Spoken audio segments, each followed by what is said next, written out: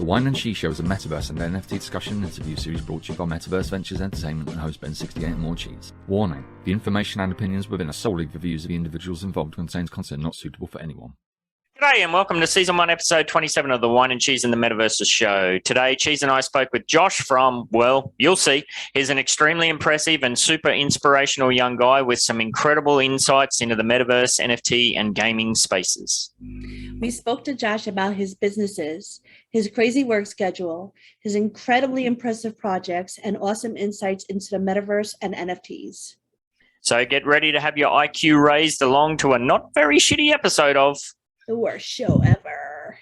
Rawr. Whine and cheese. Time for wine and cheese. Wine and cheese. Time for wine and cheese. Cheese. One is a wanker, one's slinging stunts. One's from Australia, one's from the Bronx.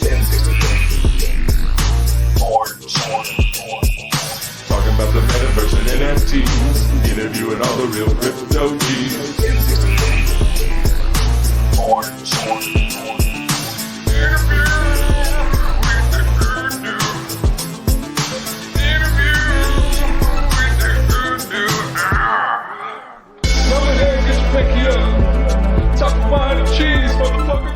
Hello, welcome to the Whine and Cheese and Metaverses show, episode 72, 27. Just checking, Yeah. Ben. Just making sure you're paying attention, Ben.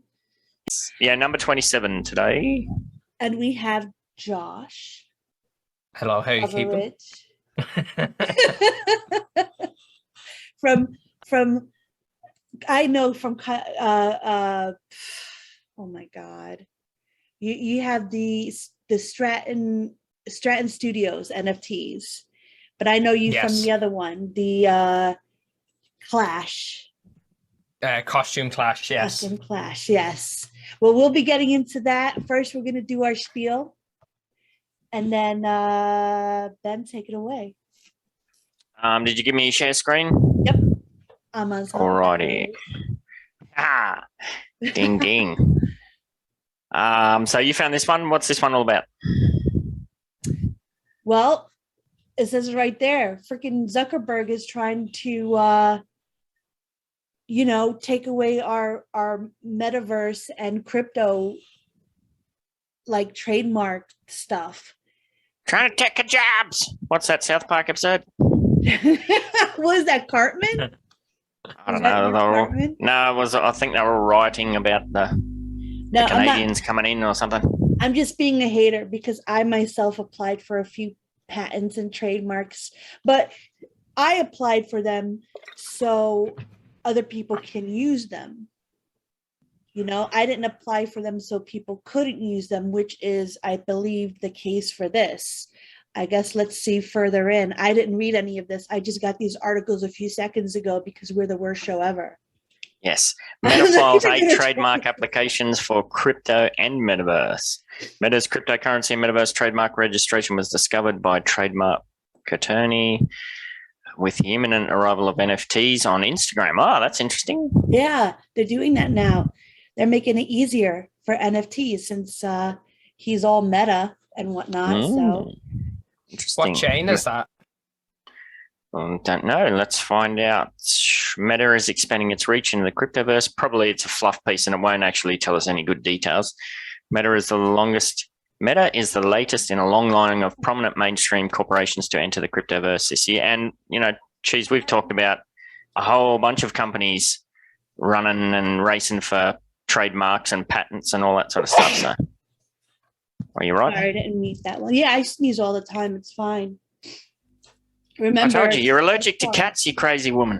I think I'm allergic to life, but that's okay. It'll be over soon. What, like 50 more years? Yeah. Moving on. Oh, what's this bollocks here? Although it is yet to be formally revealed, the breakthrough will surely rank Meta among the front athletes in the world of cryptocurrency. Come on, that's a big call, isn't it? New kids on the block. What? Where do you see New Kids on the Block? I said that they're the new kids on the block. Not new kids on the block. They're coming back to getting the Metaverse. Crikey.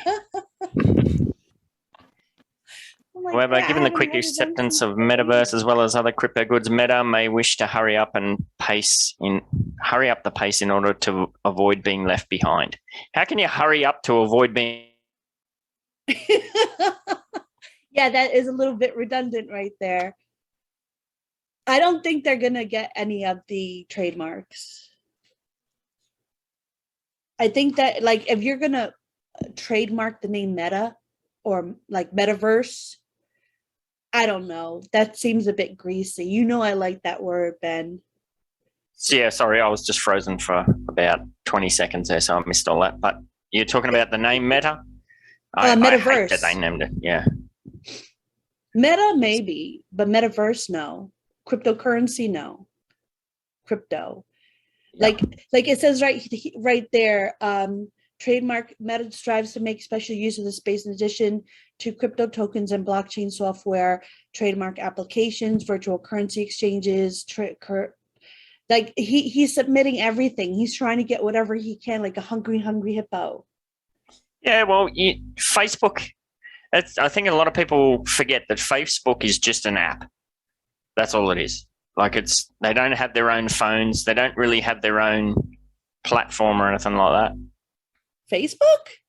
Yeah, it's just a bloody app. I mean, but he's trying to make it so much more.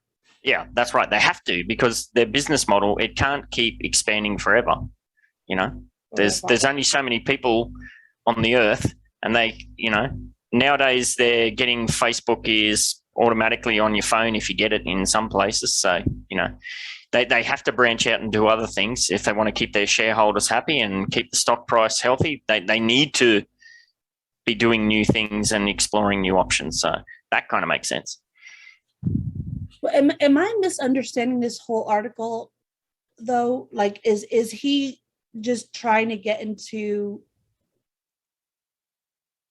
So, because it says in addition, the corporation registered for a trademark for a virtual currency wallet. And that goes back to what you were talking about, how we hope that Web 3.0 isn't going to see us having to have 30 different wallets. If you go to Starbucks and you want to use your Metaverse stuff, you're not going to have a Starbucks wallet and then a bloody Facebook wallet. Yeah. Why doesn't he just team up with someone? Yeah. Like MetaMask. I think that's kind of the key there. Facebook, Instagram, and Snapchat would soon embrace the rise of virtual reality. And we've been talking about that for ages. They all have to do it. Everybody has to. Yeah. So it makes sense. What do you think, Josh?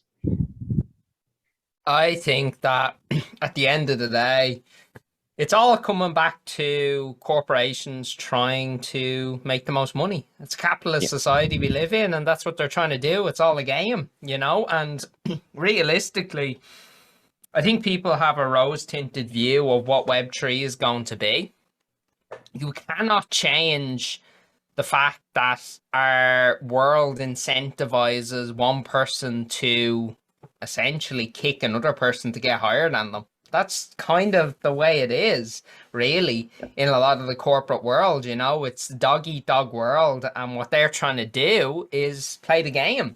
Like, a lot of people hate on Facebook and hate on a lot of these corporations, and I don't personally hate them. I think that they are playing the game that they have been dealt to play. If the game was situated a different way, where it incentivized people to do good and do right, they would be very good at that.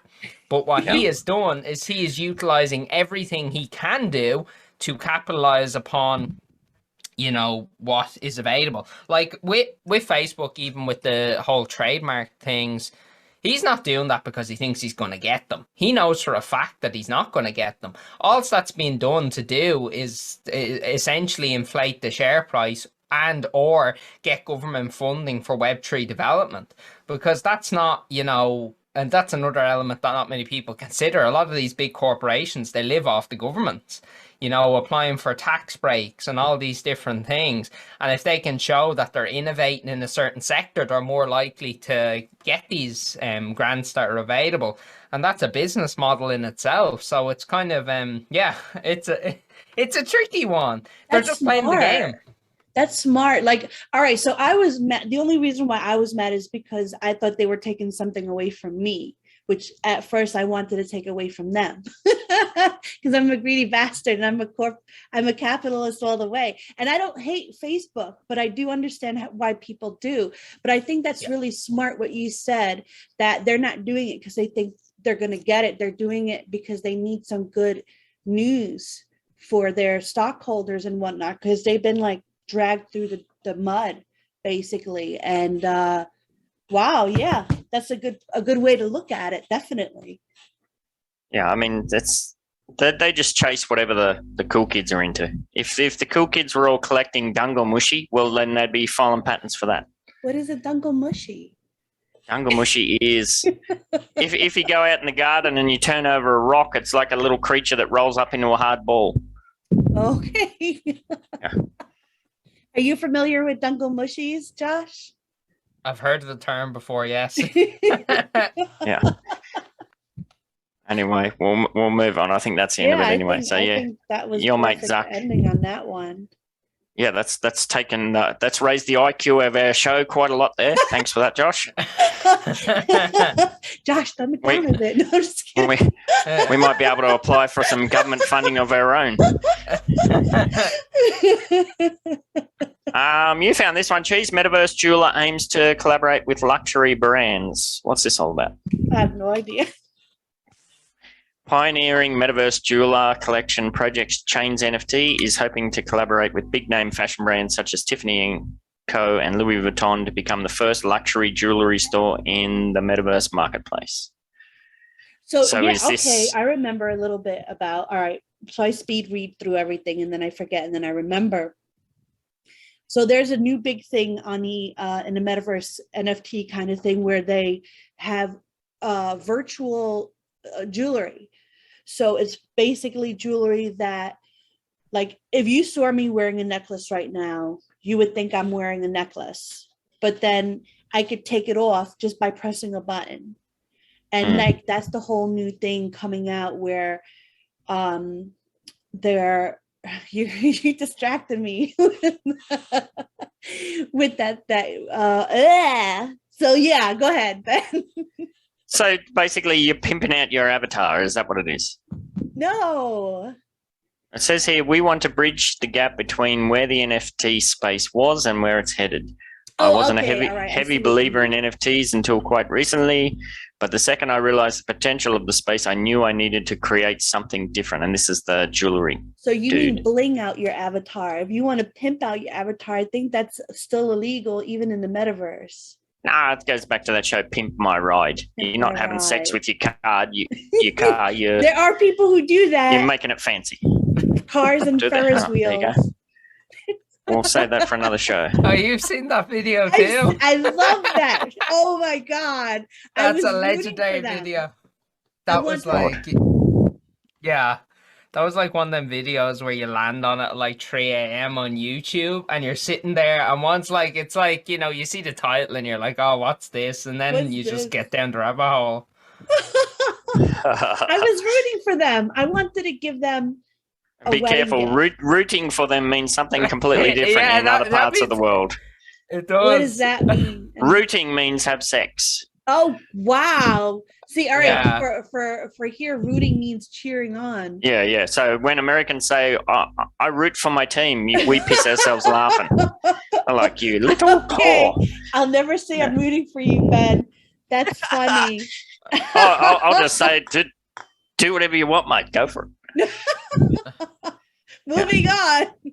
Yes, the Chains team claims it's currently creating around 10,000 hyper-realistic pendants and chains through crypto jewelry, which it will soon start minting. Yeah, so they're going to be NFTs on the, OpenSea, Ethereum.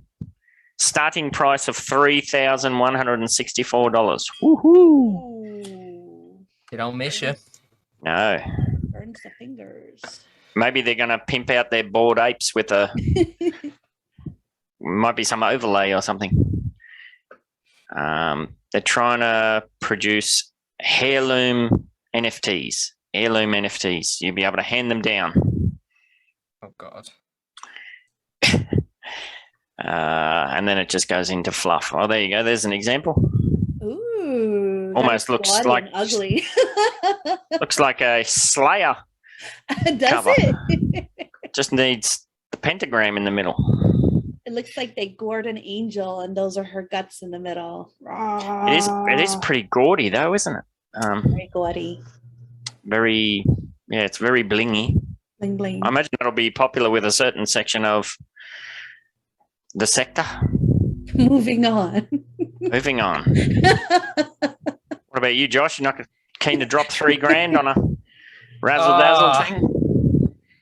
This is my whole thing, you know. Anyone that listen, if that's what you're into, fair enough. You won't see me doing that though, because at the end of the day, there's no value behind it, and like I can see right through that, and I can tell that that's just an extraction engine. It's like they've just spinned up the old money churner, and they've got like, you know, a big hoover, and they're just trying to hoover it all up, and someone will be not stupid enough to buy it, but stupid enough to buy it. Someone will be like, yo, yeah, this is a great idea. But in all fairness, like literally, if I came up to you, right, and said, here, listen, Ben, right, I've made this new like game, right, and in the game, if you give me $3,000, I will give you an in-game item that before, like 5 years ago, you would have gotten for free by just playing the game. Yes. Does that sound like a good deal? Does that sound like a good deal? Yeah, and like, listen, this item, right, you know, it probably isn't going to be worth anything in like 5 years' time because we'll have moved on to a different platform anyway. But don't worry about that for now, because you can wear it. Yeah. Wait. What if they made a Pepsi charm with studded Smarties on it as a necklace for you? That'd be a different story now. All right. You got the cogs turning. Yeah, that'd get me. That'd get me. I can see you wearing it. It would be so cool. I think this goes back to what we talked about last week, Cheese, when I was talking about the madness of the ICO days in the crypto market, where people were scrambling to come up with any sort of concept for an ICO to sell. And then after it was sold, they were trying to work out, okay, now what's our functionality? What are we actually going to do with this thing? And like Josh said, you know, 3, 4, 5 years down the track, it's just a nothing burger, just fizzles into nothing. So I think a lot of that stuff is going to be very similar. All right, let's see what we got else up next. Making money in the metaverse. Early adopters seek real life fortunes in virtual world. Oh, well, that's what we're all about. Yeah, I want to punch this kid's face. Scroll down a bit.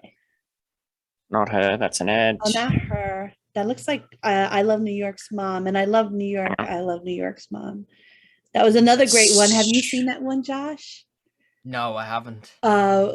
Flavor of Love back in the 90s. I was born in 99, oh, so damn it. Moving That's on. Disgusting. There's a shitload of ads in this, so it keeps jumping. But oh, it doesn't show that kid with the pink. It does hair. a bit further down. So this is all about Decentraland, right? Well, Kevin on Earth Clark. This kid, you know, was like, oh, I started drawing these things based on other things, and I didn't think I'd be making any money, and now I'm making like 7 figures. I make like not. I'm so hating on him, but at the same time, I'm just kidding. You know, this is awesome. I think this beginning. Like what we're in right now, we're pioneers and people who kind of go out there and do it. I'm all for.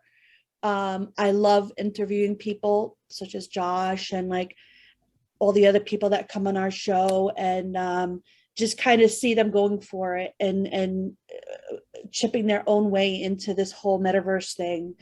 So yeah, I say I'm going to punch Kevin, but I'm really weak, so I can't. So I'll just look at him hard, but at the same time, being really impressed with him. All right, let's do a quick rundown of what's actually going on here. Kevin Clark says he was first attracted to the metaverse after feeling cut off from the world during COVID.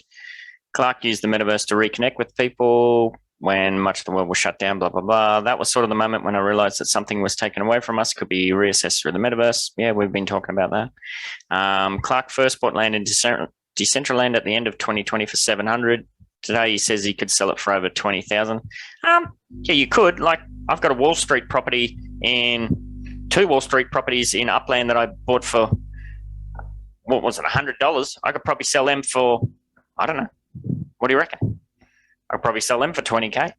Yeah. But just because you could doesn't mean you will. I sold my train station for 5K and I bought it for like what, $299. Yeah. Oh, here we go. Clark used the land that he bought to create a Metaverse news station. His show, the Decentraland Report, is live streamed on Twitch. His goal is to tell stories of the Metaverse's early adopters and document the history of Decentraland. That's cool. That's kind of what we're all about.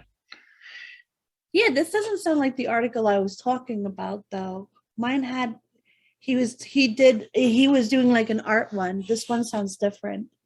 Oh, it might have been. I showed up somewhere, started interviewing people and just asking them, why are you here? Well, that's kind of what we want to do. Why are you here? You can't ask a paranoid this might be the person one that. here. This might be it here. Jaden Stipp, 15, started making art in July of 2020. I think we covered this guy before. This a while is the back. guy. Yeah. I didn't even know what an NFT was the time, because I just minted it because I thought it was cool, you know? Oh, this guy with the pink hair. Yeah, I didn't know what an NFT was. I just minted it because it was cool. Look at him looking all cool. Stipp was hoping he was hoping it'd sell for $50. It eventually sold for 20 Ethereum. Wow. Valued at 30K. Wow. He minted 4 more pieces that week, with each selling for more than 30K. Well, that's not a bad entry. Yeah, right. This is a good one. I have no idea how much money I have made over the past year. All I know is that it is definitely over $1 million in sales. Taxman's going to love you, brother. Yeah. If he even took it out though, like if he never like swapped it to USD and just kept it in that, is it a taxable event? Because I know they want because it's income. Yeah, if he's sold something and received income, that's taxable. Yeah. But that's an NFT. I know, well, maybe for you, but I know this is what Biden signed in for 2024 NFT sales. We'll have to see. Wait and see. Brenda Gentry, after growing up in Kenya, Brenda spent more than a decade working as a mortgage underwriter. She said she loved it, but wanted more than a traditional 9 to 5. A friend of mine at the bank retired last year, and she kept saying, "Hey, girl, just keep going. You got 20 more years to go." When she said that, it made me sad. Oh, God, that sounds familiar. Gentry's daughter studied computer science and was interested in blockchain.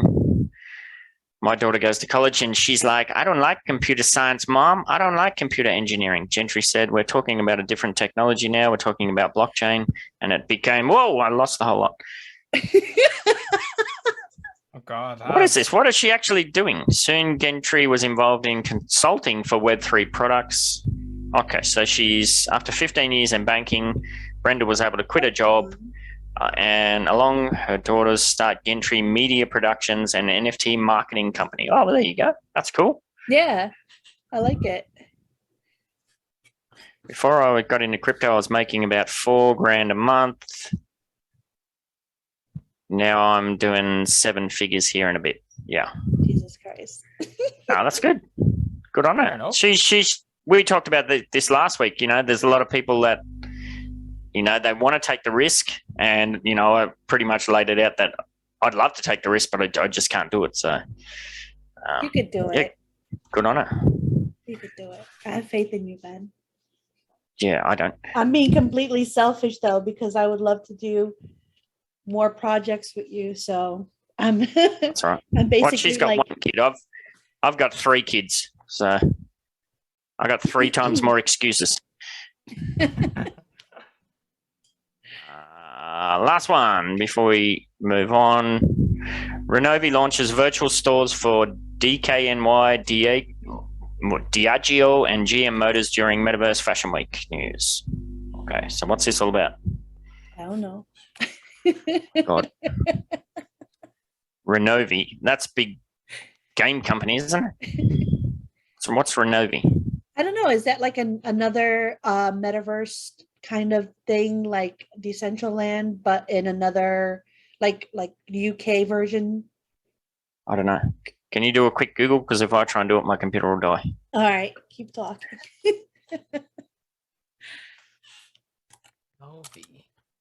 Renovi. Now, it sounds familiar for the creation of virtual stores.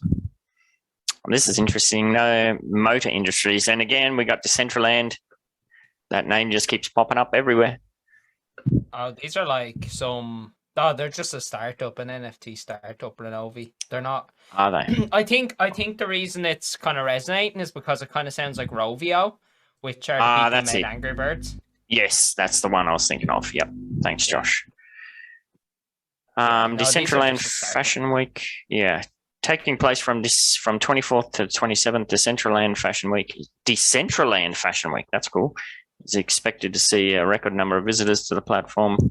4 days of runway shows, fashion experiences, pop-up shops, and after parties, all in the metaverse. Yeah, that's cool. So we talked about what do we have? There was the New York Fashion Week tried to do something a while back in the metaverse, and it was all the technology was a bit clunky and it didn't really work out well. But this seems to be all within Decentraland.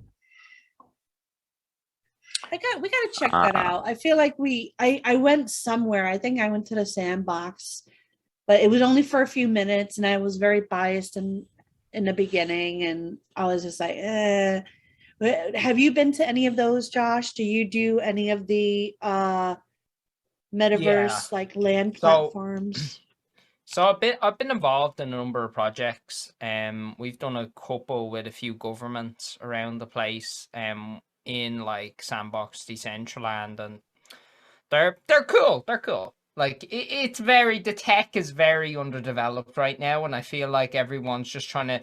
Here's my thing with everything. It has to be a reason why you do it in the metaverse instead of in real life. There has to be a good reason. Like, you know, trying like even like dance parties in the metaverse and stuff like that. It's kind of like, come on, like, you know. I agree. It's a little like it's cringe. I don't know. To me, it's cringy. Like sitting there, like, you know, pressing a button on the keyboard and having the character dancing, and then everyone's just kind of sitting there looking at each other, and it's kind of like, all right, so what are we doing here? Like, you know, like stuff like that. Like, for example, a runway like catwalk type thing, 100% great for the metaverse. You could do it where clickable, you know, you hover over the person, you can see the item, purchase it there from the comfort of your own home. Auctions, another great thing that's been the metaverse. Playing tennis, it's a game. Another cool thing you can do, in, like, you know, if you're into tennis games, cool. It's not like the sport tennis, but it's a game, a fight version of it, fair enough. But stuff like, you know, dance parties or stuff like going for food in the metaverse. Like, I seen a few people doing that, and we were working on a few events, and that was suggested, oh, let's set up a food stall. It's like, you don't need to eat. Like, you know, this isn't like Rust or something. Like, you know, we don't have a hunger bar. You know, so I think trying to shove these things in is a bad idea. And this happens anytime we're in the new frontier of a space. Is literally everyone's just like, all right, let's cram it all in. Let's get it all going. And then, you know, it kind of, people don't actually stop to ask themselves the question, is this a good idea? This reminds me of VR in the early days. Like, you know, when it very first came out, everyone was shoving like, oh, let's make a VR game. Like, let's make a VR, like, you know, let's make a VR combat game and all this stuff. And it's like, okay, but you haven't considered that that's a terrible idea because of motion sickness and all this type of stuff, you know? So it's, it's just. I love everything you just said, because it makes me even more excited about Upland, because this is like basically Ben and I have been saying the same thing. Are you familiar with Upland? I am. So like, there's no cutesy stuff. There's no razzle dazzle. It's just you go in there, you buy land, you flip it for money. You do treasure hunting with Spark. You build. You have your own strategies. People are creating businesses. Like like Spark Exchange, loaning UPX, MetaMaps. They're creating all these things for people who create nodes, like for Ben and myself. And it's just sprung into this whole metaverse sort of economy. And it's so amazing. And like Ben and I are always saying, we never hear anything about Upland. It's always these like kind of cookie cutter metaverses where you go in and all these voices are in your ears, and you go to a bar to drink some fake drink, and you go to like just parties, and you're just kind of standing there looking at everybody. It's dumb. Like, I'd rather make some money as soon as I get in there. Like, and people just starting Upland can make money right away. Like, I don't work for Upland at all, and this is not financial advice. I think you're being too harsh. I can fully picture Cheese and her brother wearing their haptic suits with their haptic hairbrushes, jumping up and down on their beds, you know, singing a typo negative duet in the metaverse. I could see that. Maybe when we were like 13, 14, but my brother doesn't even like talk to me anymore. So Oh, that's no good. It sounds like we've got a spin-off series there, Cheese. Whine and Cheese creep into Decentraland or creep into the sandbox. like we're like special agent ninjas on like a CIA case, and we're like just investigating, and we're just trying to be like normal people in the metaverse, but we're like Whine and Cheese. And we can have a timer how long before we get groped, or all those articles. Like, all those articles have been on that. Yeah. What was that from? I think that was Adam Sandler movie. Yeah, you kept saying it over and over. It was hilarious. Touch my butt. Sir, I did not touch your butt. I was like, do you want to touch my butt? All right, so where were we? Josh. Oh wait, Yes. we're still okay. I think we pretty much covered everything there. I think we're done. I I think think we covered it. yeah. Yep. All right, moving on. Over to you. Me. All right, Josh. So I was introduced to you through Nuno from Atomic Hub. Yes. I know he was like, hey, go check out Josh's show. He has my face there. And I'm like, dude, he already DM'd me and told me this awesome stuff, which I thought was incredible. Like my artwork in someone else's project to me is huge. I love it. I think it's amazing. Thank you for that, by the way. But before we get into your project, I would like to know more about you personally. Like, tell us your birthday, social security number. No, I'm just kidding. Private keys. Private Can't forget keys. the private keys. Can't forget those. Yeah. What do you like to do outside of the metaverse? Who is Josh outside of the metaverse? I suppose the easiest way to describe me is a serial entrepreneur, workaholic person. Yeah, I work. That's what I do. And I work a lot. And so my typical work day consists of about 20 hours. That's typically what I do, and I do that 7 days a week, never take a day off. That's kind of my thing. I love work and I love kind of technology, and yeah. So I've made a load of companies. My biggest companies would be Loveridge Digital, which is that was my first company, which still is a full service media agency. So we focus and work within the kind of corporate space on content creation, helping SMBs through their marketing and campaign management. And we've a couple offices around the globe. We've one over here in Ireland, and then we've one in NSW over in Oz. So yeah, so that company's been going for a good few years. I think that's been going for around 6-7 years. We've a good few number of employees, and yeah, that's just doing its thing. Some of our clients include people like Disney, McLaren, Ferrari, and Red Bull. So we kind of work on quite big campaigns. So that's doing its thing. And that's kind of at that stage, you know, when a business reaches maturity as a manager, and creator, you kind of become like the person who just spends all the time dealing with the problems. So we have a seasoned team over there now, and we kind of, you know, so I kind of not taking a backseat in it. I'm still very active in it, and I'm still doing 10-hour days in it. But the rest of my time is spent on my other projects and my other businesses, which my other big one is Stratton. And Stratton is kind of, it's a it's full-time game development and publishing studio over here in Wicklow, Ireland. We've been creating games for approximately about 7 years now. Our main focus has been on the console game development space. So we kind of have been publishing games on Xbox, PlayStation, and working on AAA kind of games.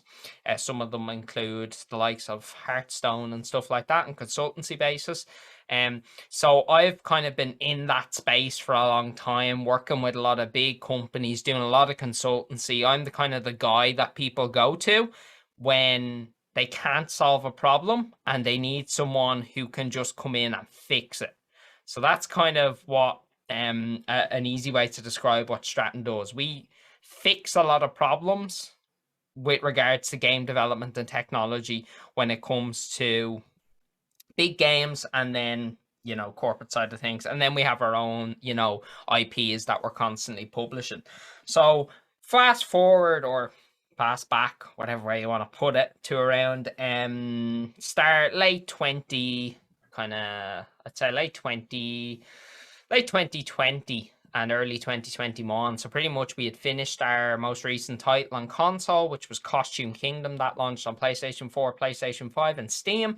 And we were at a turning point. We had developed our next title for console called Splink, and we were kind of like, all right, okay, we're at a turning point as a business. Do we really want to do this for the next 5-6 years? You know, we're up against the big AAA companies. You know, it's very hard to compete. It's a competitive market space. Do we really want to do this? Do I see us making an impact on people's lives through our games on the console space? And the answer resoundingly was a big no. It was like, no, that's not going to happen. Can't beat the AAAs. You just can't. So I was like, all right, okay, right, fair enough. That's been decided, you know, so what are we going to do? And I was like, well, I've loved blockchain for a very, very long time. I've been in the space, you know, since back in the day. And I was like, okay, right, I think it's finally time. It's reached maturity. It's time to make the leap, and let's see what happens. Let's just dive in head first, you know, no going back. And let's just kind of, it'll either work or it won't.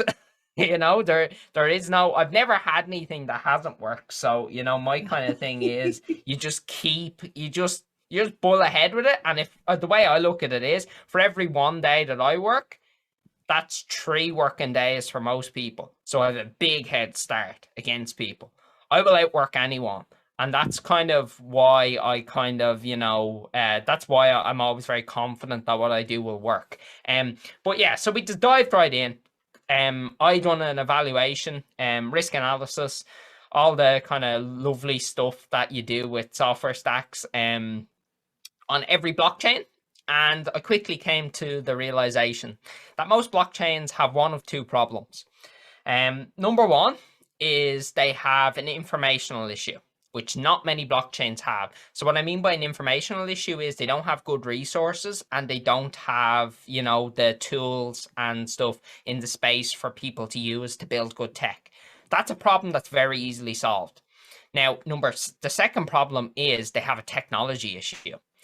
The blockchain is internally flawed. Look at the likes of Solana, the layer 2s. They crash. They just can't handle the scale of transactions. They just can't do it. So I evaluated them all, and I quickly realized that Wax was one of the only blockchains that only had an informational issue. The technology is very good, and the technology can be utilized to scale. Wax has some of the biggest transaction numbers of any blockchain, and it handles it with ease. Yeah, some people complain about CPU issues, but if you're playing a badly coded game, you know, what can you expect? You can't really blame the blockchain for that. It's just bad tech. So Wax was the best choice. So we dived into the Wax space and quickly realized that there was very little information about anything related to games, how to develop. It was all kind of, you know, essentially glorified clickers, not really games. I don't class them as games. I class them as slot machines. That's what I class them as, because realistically, that's what they are. you know. And so this is coming from, like, you know, the console space where we're competing against games like COD, you know, and all these ones. It's kind of very different. So I was like, oh my God. I was like, this is what people are hyped about. I was like, Super clunky, yeah. I was like, my God, we can make such an impact. I was like, all right, all right, let's go, let's do it. And why? Sorry, I just before you move on, why did you choose to go with Wax instead of Eos? Considering Wax is a fork of Eos, what was this that stood out for you in that regards? So the people, very much the people. It's the people. Eos, especially at the top, it's a little strange, to say the least. Because that's one thing, that's the approach I take with everything. I don't go from the ground up, I go from the top down. So I'll reach out to CEOs and I'll set up a meeting with them and I'll have a chat and I'll say, hey, listen, you know, how are you keeping? You know, and I want to know who the leader is. I want to know who the helm of the ship is, because they're the ones that are always going to lead. And when stuff, or when proverbial shit hits the fan, they're the one that's going to solve the problem. And if they're flawed, then it's not going to work out. So I spoke with, and I still do speak with Wojtek from Engine, you know, as CTO. I speak with them on a regular basis, and I'm constantly telling them, like, you know, these are the issues. And I'll straight tell someone, this is a problem, this is a flaw, and I see how they react. And so with Wax, I foreseen that was the guys at the helm of the ship on Wax are very, very astute, very intelligent. And they know what they're doing. They know exactly what they're. A lot of people think they don't, but they do. Yeah. So I kind of was like, all right, that's why Wax. And the community in Wax is better than any other community. Obviously, you know, we've got some issues right now. In Wax, you know, there's kind of like a bit of a rift, a bit of a divide, a bit of a canyon right now. But hopefully that will be solved. And that rift is just, I suppose, the people. And that rift is only caused by two reasons. There's two types of people in Wax currently. One are here for the actual genuine sense of community, and the other are here for the pump and dumps and how much money can I take from you. That's what the rift is right now. So hopefully that'll weed out over time. Always does. But so when we came to Wax, early 2021, it was kind of like, all right, okay, let's start building. We published our collection on Wax. Didn't really know what we were doing, to be honest. Messed it up in the beginning, but that was cool. Yeah, I think everyone does. And we were just, started kind of getting our feet wet, just kind of diving in, seeing what there was to do. And we decided, all right, what do we want to make? So we quickly decided upon we wanted to make a kart racer like Mario Kart. That's, you know, it was a fun game, and to be honest with you, internally we were just so burnt out of platforming games that we've been making for years. So we were like, all right, we need something new. Let's make a racing game. We've never done that before, so let's see if we can do it. So we quickly did, and we made a kart styled racer on Wax, and kind of built that within the Unity game engine, and kind of have been doing that since, I suppose. And that's kind of been going from strength to strength. We started out as a browser game, then we moved to a desktop application, and now we've the app on the Google Play Store. We're coming onto Steam soon. So yeah, we're just kind of forging ahead and just kind of, you know, doing as much as possible to make an actual game on Wax, you know, an actual playable title that isn't focused on click, you know, money. Now, you know, if somebody wanted to get into this game, like they're watching the show and they're like, wow, this is amazing. This is what I like. This is what I want to play. How would they go about getting into the game? Like, do they have to buy an NFT car? Like, what is your name? No, it's free to play. Okay. It's free to play right now. So it's free to play from actually on Wednesday. We implemented a free to play character. So pretty much on the website, at the very top, that's the easiest way to get into it. You will see there is essentially two download buttons. So you just either There we click one go. of those, Yep. download desktop or download Google Play, and then that'll bring you to them. If you want to see our collection or anything, you can scroll down a little bit and you'll see getting started with an Atomic Hub logo.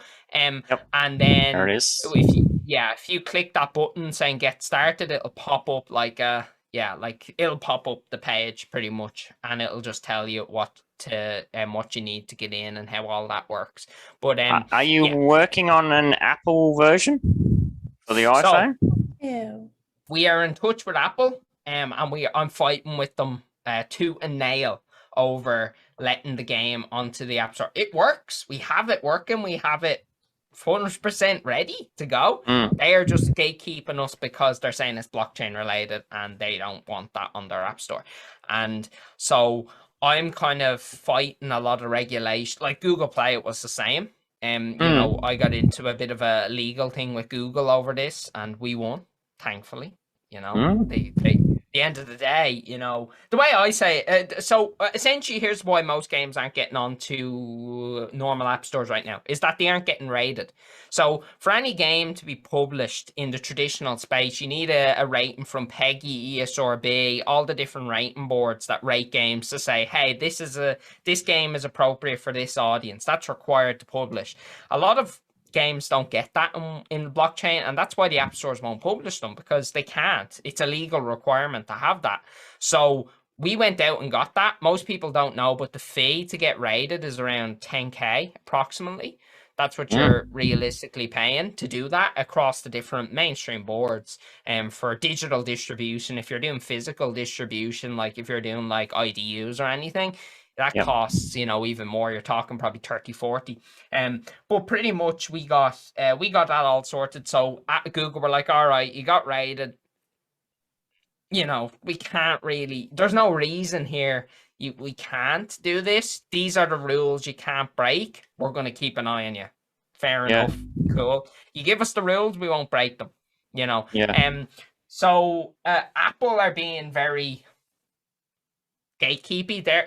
Apple's approach is, we don't feel that this technology has been evaluated or developed enough yet, so you know we are choosing not to publish our game. It's not because it's a blockchain game, it's because we don't feel the quality of the game is good enough. That's the angle they approach it, because they know that we have the ratings. So I'm just kind of like, well, that's not a fair point, because you have this game published on your store, this, absolutely, yeah, together and go. So I'll fight tooth and nail with them, and I'll continue to do that, because then that sets a precedent for other people. Makes it easier. And I'm used to the good fight, as I say, in especially with these platforms, you know. So I don't really mind. You sound like somebody like myself, and one of my sisters is like that, where you'll get an email back like that and you'll rub your hands together. Oh, I know exactly what to do with this. And you dive into every word, every phrase, and just pull it apart, pick it apart, and put the ball back in their court. Yeah, exactly. That's your bread and butter. Yeah, that's the way you have to be in the corporate world, because that's the world I come from, is the corporate, you know, world, and I'm very used to how this all works and how the chess pieces are kind of moved into place.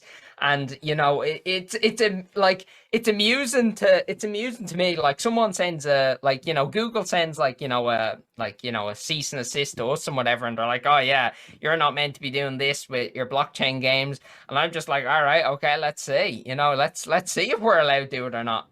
So because at the end of the day, you know, there's rules and regulations. If you've nothing to hide, then you've nothing to worry about. And that's the way I always approach it. Like even on another big thing in the Wax space is tax.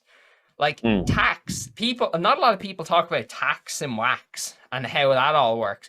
And I love talking about it, because at the end of the day, if you pay your taxes, you're sorted. Like, you know, you pay what you're owed, you know, and that's realistically it. But so we're just trying to set a precedent of actual gaming on Wax, and an actual game that you can play and enjoy first before the play to earn mechanic. Like we're kind of focusing, I'm really starting to veer away from play to earn as a concept, because I feel like it's been dragged through the dirt so much. I'm like in the play to progress type thing. Play to progress is my new kind of term that I like, because realistically, you ask, why do you play a game? And this is the way I look at it. If a game did not have NFTs in it, didn't have any blockchain integration, would you still play it?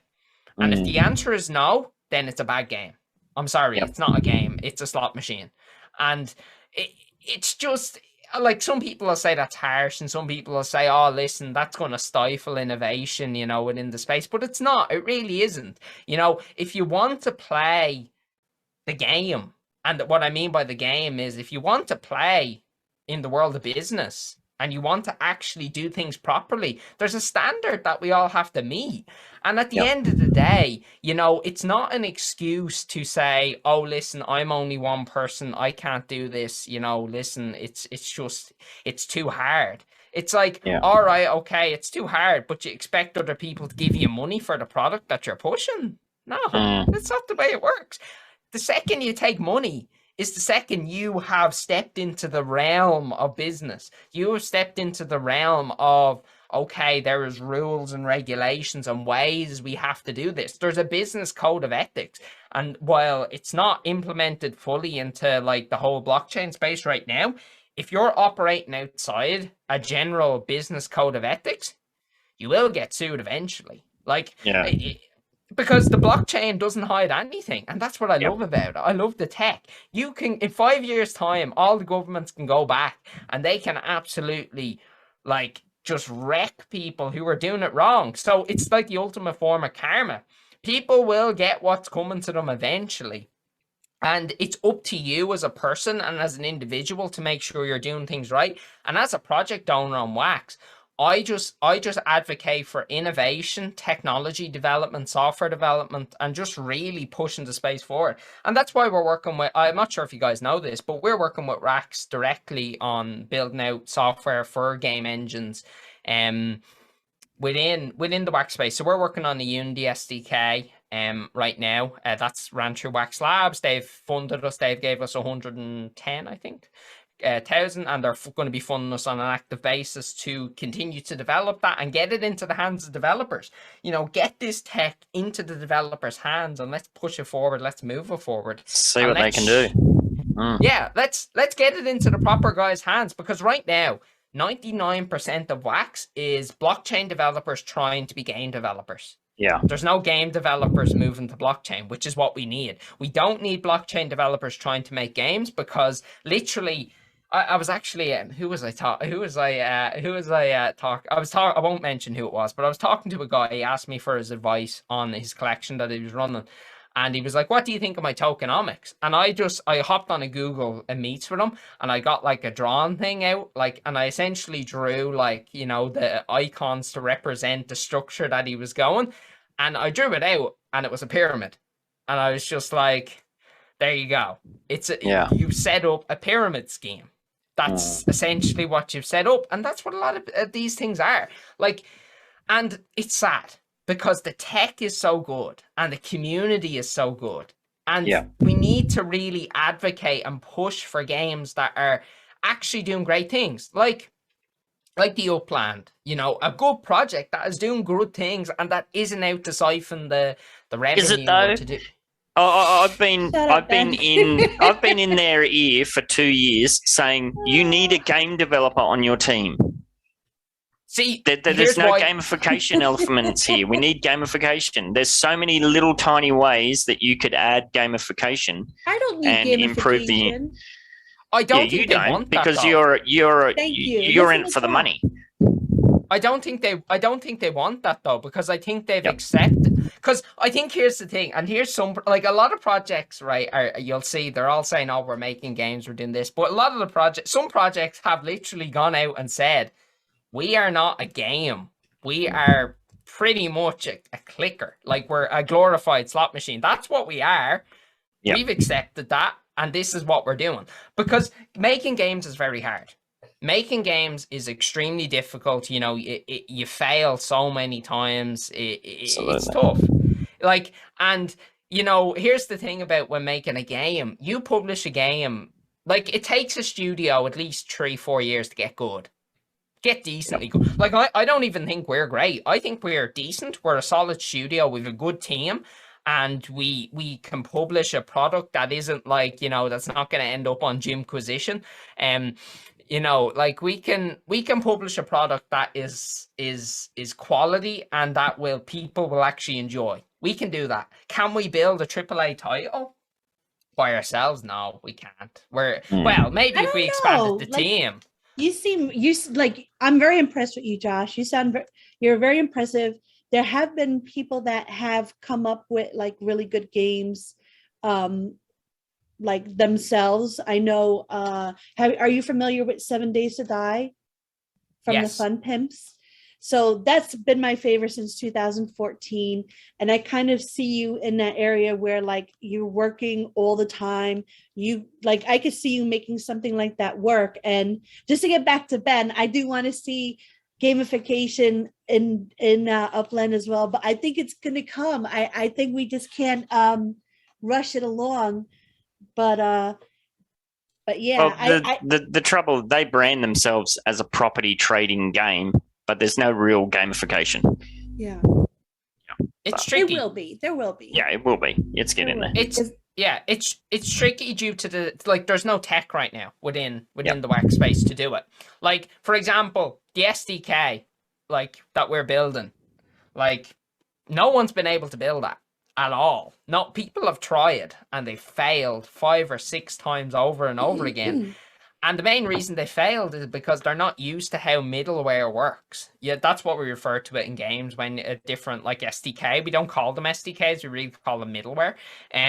Like people just don't really get how they should be structured and how they should be kind of implemented. And yeah, it's a tough one, like, because a blockchain, because there's so many things about a game that not many people realize that actually matter. Like, you know, I asked, like, and I always ask this question to a lot of people in the blockchain space. I say, all right, what's the gameplay loop and how are you achieving a state of flow and synergy within your game? Are you utilizing weenies? Are you utilizing, like, you know, what subconscious things are you doing to attract the player and to lead them down certain paths? Can you tell me about that? How have you planned that out? And they look at me like I've 2 heads. And they're like, I don't know what you're talking about. And I'm like, these are fundamental things of core game design that we need to discuss and that we need to process. Like, here's another thing that I kind of been saying for so long. Like, loads of people are trying to work out these metaverse economies. And I'm like, lads, we have the model to follow. There's a game called World of Warcraft. There's a game called, you know, all these things. They have built economies that have lasted years. Model off them. Look at them, how they're doing the security. The only reason I talk about WoW so much is because, like, you know, I've done work with Activision Blizzard in the past now, and I, like, you know, they're a great team. The tech is solid. Like, we can look at these games in the past, look at their failures, and learn from them. Don't make the failures over and over again. Don't keep doing it. I have 3 questions for you, Josh, and then we have to wrap up because Ben has to get to work. It's his AM there, but I like you have to come on a show again just to be like a co-host with us because you have so many awesome freaking, you know. We definitely need a part 2. That's for sure. Yeah, absolutely, this is amazing. I had 3 questions. Do you play Overwatch? Yes or no? Overwatch. I've played a bit of Overwatch. Yes. All right, we might have to play. Second, are there any NFT projects out there that you would say are your favorites or something that you're into? If not, then that's okay. I'm a massive fan of the Funko stuff. I can't lie. I love it. I love them Scooby-Doo ones that they're doing. Listen, they can just take my money. I don't care. They can just have it. I just like it. I like that. It's for the animation. Because I know, you know, Loveridge Digital, that's a lot of what we do is the animation side of it. We do a lot of that stuff. We've done it in the past and we continue to do it. And it's hard. It's tough. It's not easy. Like, it takes a lot of skill and effort to do that. And anyone that's doing that, and I see something and I'm like, all right, I know how hard that was, I'll buy that. I don't really, like, I don't want anything out of it. I just want to support someone who's trying to do something good and that's not just doing something, like, you know, that looks like it was done in, like, not even like it was done in Microsoft Paint, but actually looks like it had effort put in. you know? Yeah, they is got me with main the thing. Iron Maiden Funkos. They got me.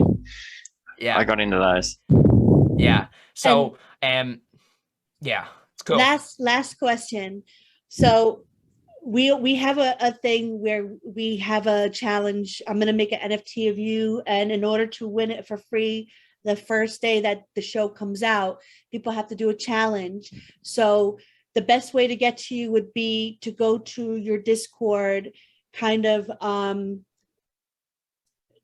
do a saying and then tag me, and I'll know what kind of saying would you like them to do, or Smarties, or Usually get them to come up with something or give their opinion on something. Get them to ask, where is the Smarties? Where's the That'll- Smarties? Yeah, Where's the that'll pump up Smarties? the Discord. That'll get them going. I'm rooting for Smarties. I'm here, yeah. I'm here to root for Smarties. Yeah, Wow, perfect. legendary. Perfect. I think we're done. Let Ben get to work, and we'll wrap this up.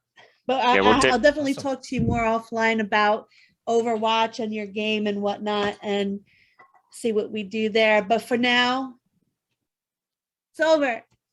Bye. Get out of here. Get out of here. Go ahead, get your pinky up. Talk wine and cheese, motherfucker.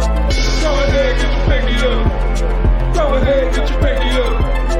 Go ahead, get your pinky up. Talk wine and cheese, motherfucker. Go ahead, get your pinky up. Go ahead, get your pinky up. G'day, sickos. Okay, for this free episode theme Morecheeese NFT, as always, like and subscribe. Then head on over to Stratton Studios NFT Discord, tag Morecheeese, and let her know that you've arrived to root for Smarties. Link is in the description. Later. Empire, samurai, riding on the dingo, flying through the sky. Cheese in the house, get off your drive. Hit you with the hairbrush, hit you with the knife. Evil Empire, samurai, riding on the dingo, flying through the sky. Hit you with the knife, flying through the sky. Evil Empire, samurai, riding on the dingo, flying through the sky. Cheese in the house, get off your drive. Hit you with the hairbrush, hit you with the knife. Evil Empire, samurai, riding on the dingo, flying through the sky. Hit you with the knife, flying through the sky.